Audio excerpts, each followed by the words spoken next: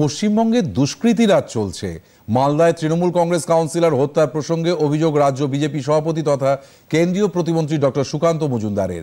তিনি আরো বলেন, বিহার থেকে দুষ্কৃতী নিয়ে আসা হচ্ছে, জাল পাসপোর্ট চক্রে ধরা পড়েছে পুলিশ কর্মী, রাজ্যে চলছে অরাজকতা।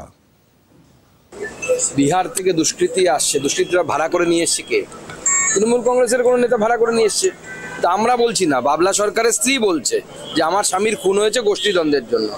আমাদের কাছেও সেরকম খবর আসছে। আপনি আপনার বর্ডার উন্মুক্ত রাখবেন, আপনি ফেন্সিং করতে দেবেন না, আপনি চাইবেন ডেমোগ্রাফি চেঞ্জ হোক, আপনি চাইবেন দুষ্কৃতী রাজ হোক এখানে। তো বাংলা তো ভাগার বানিয়ে দিয়েছেন। বিহার থেকে লোক আসছে, গুলি করে দিয়ে চলে যাচ্ছে।